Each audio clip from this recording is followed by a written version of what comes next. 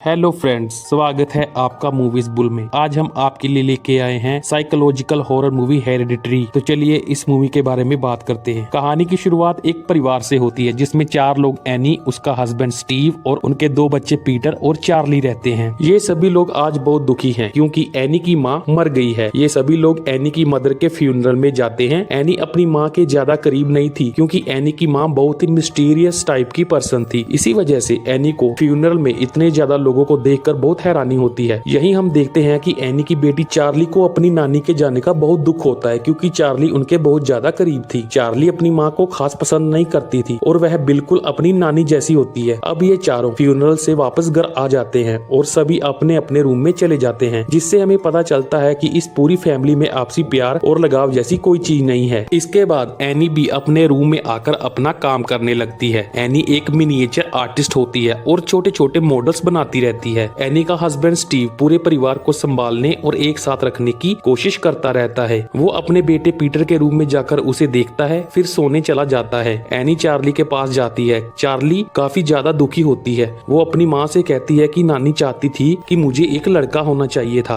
अचानक वो अपनी माँ से पूछती है कि अब मेरा ख्याल कौन रखेगा। इस पे एनी कहती है, मैं हूँ ना, मैं तुम्हारा ख्याल रखूंगी। लेकिन चार्ली कहती है, आपके मरने के बाद मेरा ख्याल कौन रखेगा। एनी उसे समझाती है कि तुम्हारे डैड और तुम्हारा भाई पीटर तुम्हारा ख्याल रखेंगे। एनी अब चार्ली को गुड नाइट कहकर वहाँ से चली जाती है। इसके बाद एनी अपने रूम में जाकर लाइट ऑफ करने लगती है। तभी उसे अपनी माँ के सामान का बॉक्स दिखाई देता है। इसमें एनी को एक एल्बम और एक बुक मिलती है, लेकिन एनी को उसमें कोई इंटरेस्ट नहीं होता, इसलिए एनी उन्हें वापस बॉक्स में रखकर लाइट ऑफ कर देती है। तभी एनी को उसकी माँ वहाँ खड़ी दिखाई देती है। एनी तुरंत लाइट ऑन करती है, लेकिन अब वहाँ उसकी माँ नहीं होती। एनी काफी डर जाती है और अपने रूम में आ जाती है। अगले दिन स्कूल में चार्ली जब क्लास में होती है तो अचानक क्लास की विंडो से एक बर्ड टकराकर मर जाती है। चार्ली क्लास खत्म होने के बाद उस मरी हुई बर्ड के पास जाती है और उसकी गर्दन काटकर अपने पास रख लेती है। तभी उसे दूर से एक औरत दिखती है जो कि उसे ही देख रही होती है। अब रात में एनी देखती है कि उसकी माँ के रूम का दरवाजा खुला हुआ है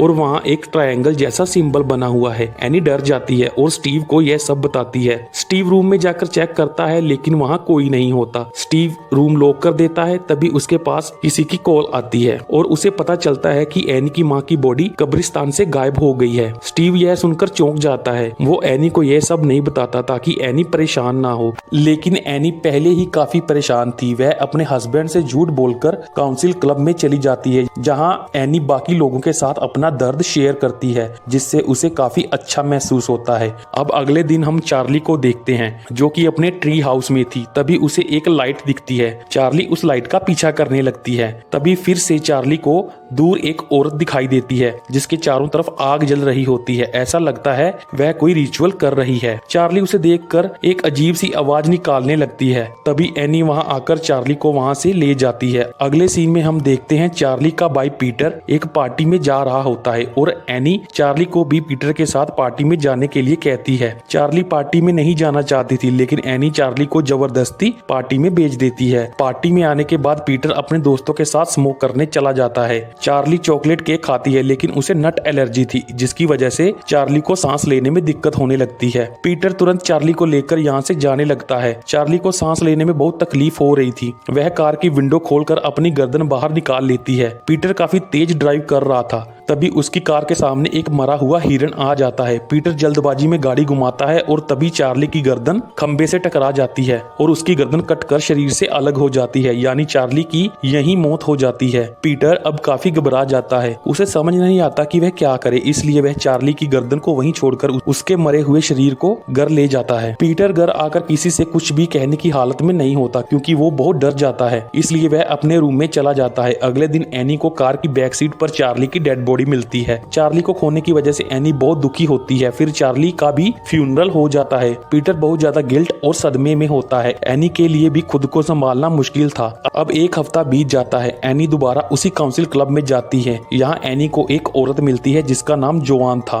एनी उसे बताती है कि उसकी बेटी की भी डेथ हो गई है। जोआन कहती है कि मेरा बेटा भी मर चुका है। जोआन एनी को अपना नंबर देती है और कहती है कि अगर तुम्हारा बात करने का मन करे तो मुझसे बात कर सकती हो। इसके बाद एनी अपने अपने घर आ जाती है। एनी खुद को बहुत कंफ्यूज और मुश्किल में फंसा हुआ महसूस करती है। वहीं पीटर को रात में अपने रूम में चार्ली की आवाज सुनाई देती है। पीटर काफी डर जाता है। अगले दिन एनी जोआन के घर जाती है। एनी जोआन से बातें करती है और उसे बताती है कि कई साल पहले एक रात वह नींद में चलते हुए पीटर और चार्ली के रूम में चली गई थी। नींद में ही एनी उन दोनों को जलाकर मारने वाली थी, लेकिन तभी उसकी आंख खुल गई और साथ ही पीटर भी जाग गया। वो एनी को देखकर चिल्लाने लगता है। तब से पीटर को लगने लगा कि उसकी माँ उसे मारना चाहती है। एनी कहती है कि मुझे काफी समय लग गया उन्हें समझाने में कि मैं नींद में चलती हूँ। पीटर समझ तो गया, लेकिन तब से ही पीटर और एनी के बीच ज्यादा बातचीत नहीं होती थी। अब कुछ दिन बीत जाते हैं। पीटर अब भी चार्ली की मौत के गिल्ट में होता है। एनी ने उसी रात एक एक्सीडेंट का व्यू बनाया। एनी के हस्बैंड को लगता है कि एनी पीटर को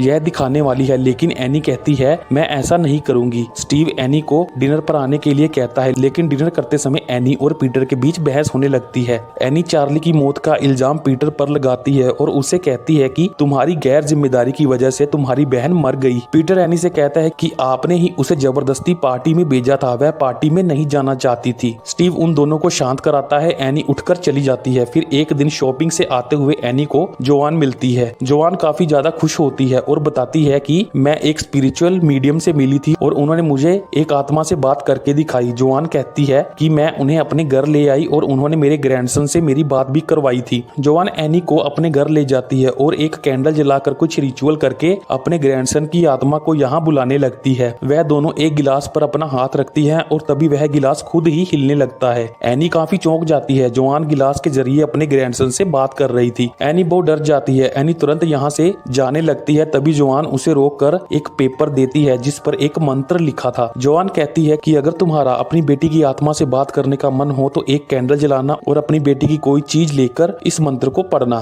इसके साथ साथ जोआन कहती है कि याद रखना इस रिचुअल को परफॉर्म करने के लिए परिवार के सारे सदस्यों का मौजूद होना बहुत जरूरी है। रात में एनी को कई सारी चींटियां दिखती है। एनी उन चींटियों को फॉलो करती है और देखती है कि उसका बेटा पीटर भी मर चुका है, लेकिन अचानक से यहाँ सब कुछ ठीक हो जाता है और पीटर सही सलामत होता है, जैसे ये सब एनी का बस एक वहम था। एनी पीटर से पूछती है कि क्या यहाँ चार्ली थी। पीटर कहता है हाँ। फिर पीटर पूछता है कि आप मुझसे नाराज क्यों हैं। एनी कहती है कि मैं कभी भी तुम्हारी माँ नहीं बनना चाहती थी। मैंने अबॉर्शन कराने की कोशिश की थी, लेकिन मैं कामयाब नहीं हो पाई। आज मुझे खुशी है कि मैं कामयाब नहीं हो पाई। लेकिन पीटर कहता है कि आप मुझे मारना चाहती हो। अब तभी यहाँ आग लग जाती है और एनी की नींद अपने रूम में खुलती है। एनी समझ जाती है कि यह सब एक सपना था। एनी अब पीटर के पास जाती है और माफी मांगती है। इसके बाद वह स्टीव और पीटर दोनों को नीचे लाती है और चार्ली से बात करने के लिए वही रिचुअल करने वाली होती है। एनी स्टीव से कहती है कि इस चीज के बारे में मुझे जोआन ने बताया था, लेकिन स्टीव जोआन को नहीं जानता था। स्टीव को यह सब बकवास लगता था, लेकिन एनी उन दोनों को साथ मिलाकर वही रिचुअल करती है। अचानक से गिलास हिलता है। एनी चार्ली को उसी डायरी में कुछ भी ड्राइंग बनाने के लिए कहती है। स्टीव उसे यह पागलपन करने से रोकता है क्योंकि पीटर काफी डर जाता है, लेकिन एनी यह सब करती रहती है और चार्ली की आत्मा एनी के अंदर आ जाती है। एनी चार्ली की आवाज में बात करने लगती है। पीटर काफी डर जाता है। तभी स्टीव एनी के ऊपर पानी डालता है। एनी अब नॉर्मल हो जाती है, लेकिन अब पीटर के साथ अजीब चीजें होने लगती हैं। उसे अपने क्लासरूम में एक लाइट दिखाई देती है। फिर मिरर में उसे अपने रूम में एक ईवल की आत्मा दिखाई देती है। पीटर काफी डर जाता है। थोड़ी देर बाद स्टीव एनी को कॉल करके बताता है कि मेरे पास पीटर की कॉल आई थी और उसे कोई आत्मा दिख रही है। स्टीव अब कॉल काट देता है। काम करते हुए एनी को गुस्सा आने लगता है। वह अपने बनाए हुए सारे मिनिएचर आर्ट तोड़ देती है। रात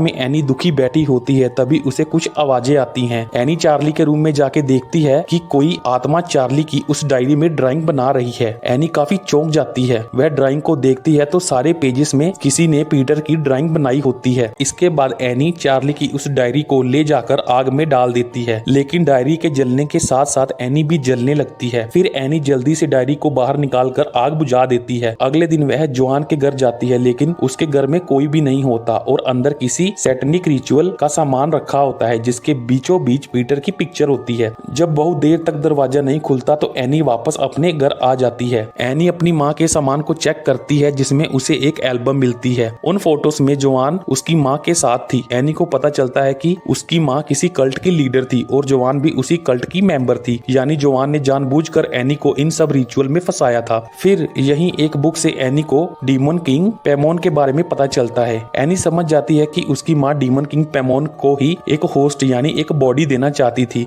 जिससे डीमन किंग दोबारा जाग जाए, लेकिन इन्हें एक मेल बॉडी चाहिए थी, इसीलिए इन्होंने अब पीटर की बॉडी को चुना है। वहीं पीटर घर से बाहर होता है और तभी वहां जोआन पीटर को आवाज लगाते हुए कुछ पढ़ने लगती है। फिर पीटर जब अपनी क्लास में था तो कोई आत्मा उसे पोजेस करके उसका मुंह डेस्क पर मारने लगती है। फिर पीटर नॉर्मल हो जाता है। वहीं एनी अपने घर के एटिक में जाती है जहां उसे अपनी माँ की डेड बॉडी मिलती है, यानी कब्रिस्तान से गायब हुई डेड बॉडी यहाँ आ गई थी। एनी यह देखकर काफी डर जाती है, लेकिन फिर उसे कई सारे सैटेनिक सिंबल दिखते हैं। उधर स्टीव के पास पीटर के स्कूल से फोन आता है और वह पीटर को घर ले आता है। एनी पीटर को देखकर बहुत दुखी होती है। वह दोनों पीटर को उसके बेड पर लेटा देते हैं। इसके बाद एनी स्टीव को सब कुछ बताकर एटिक में जाकर देखने के लिए कहती है। स्टीव एटिक में जाता है और वहाँ उसे एनी की माँ की डेड बॉडी मिलती है, लेकिन स्टीव नीचे आकर एनी पर शक करने लगता है। वो उसे कहता है कि तुम ही इस डेड बॉडी को यहाँ लेकर आई थी, लेकिन एनी मना करती है। एनी स्टीव को जोआन और अपनी माँ के कनेक्शन के बारे में बताती है और कहती है कि चार्ली की इस डायरी के हर पेज पर पीटर की शक्ल बनी है। पीटर की जान खतरे में है। एनी उसे बताती है कि अगर हम इस डायरी को जलाने की कोशिश करें तो मैं भी साथ में जल जाऊंगी, लेकिन स्टीव को अब इन बातों पर विश्वास नहीं होता। एनी स्टीव को वह डायरी देखकर जलाने के लिए कहती है, लेकिन स्टीव जैसे ही उस डायरी को जलाता है तो स्टीव भी जलकर मर जाता है। एनी काफी चौंक जाती है, लेकिन अब वह भी पोजेस हो जाती है। थोड़ी देर बाद रात में जब पीटर अपने रूम में जागता है तो हम एनी को दीवार पर चिपका हुआ देखते हैं। पीटर को जैसे ही एहसास होता है कि दीवार पर कोई है, एनी यहाँ से निकल जाती है। पीटर अब नीचे आ जाता है जहाँ उसे उसके डैड की